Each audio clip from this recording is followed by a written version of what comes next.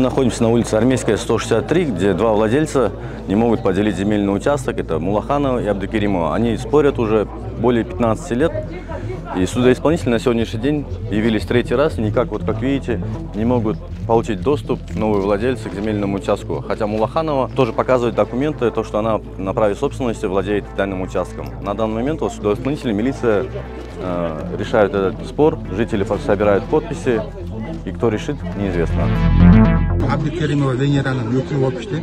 Бұл еш 2005 жылы 3 февральда Берияның 111 тоқтауымен берілген. Очередьте тұрған Абдукеримова. Бірақ Түкөлбештің еліне бұл біздің ата-бабалардан қалған жер, бұл біздің жеке меншік деп тоқтамды жоққа шығару бойынша арыз берішкен. Район аралық сот ішке қарап, 16-шы шешім шығарған. Қызыл кітепті жоғарғы соттың шешімі қабыл алғандан кейін, мизамды күшіне кіргеннен кейін 4 октябрь 2016 жылы қызыл кітепті алған соттың шешімінің негізінде. Меншік иесі. Ушы жерді алғандан кейін 2017 жылы келіп құрылыс істерін жасағанда бұл дарбазаны тосып қойып жатады. Дарбазаны снос қылып жоғарғы сотты 21 жылы ноябрьда қаралып шешіліп кетті. Сонда атқарушылық қылар. Үшінші алып алыпты, бұл үшінші уже уголовный кодекста. Мен азырақ түзөйс. Бияқта тұрған бір 5 киши келіп, маған аққа қол қойып берген. Біз кетеміз ана. Хорошо? Сіз не деп ақыт түзөйс? Сен сабырға Акт түзөм, не состоялось с тем-то, что вы воспрепятствуете. Сіз қол қойып берген. Қой бересіз бе? Давайте, қой бересіз.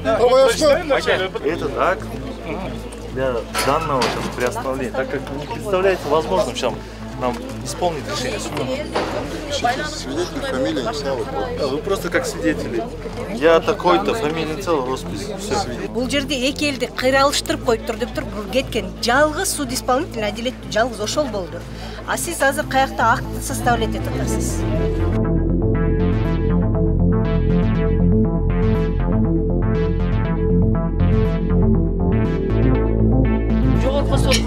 Я вот даже документы предъявляла, по моей заявке, по моей просьбе, сотқа жаздым, башқа жерге жаздым.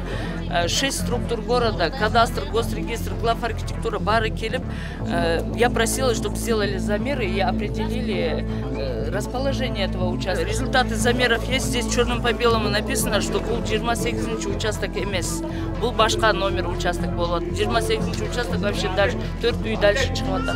Энди ошо топосъемканы ким жасайт? Ал топосъемкага около миллиона акча керек экен. Бул биякта видите, какие малоимущие жители.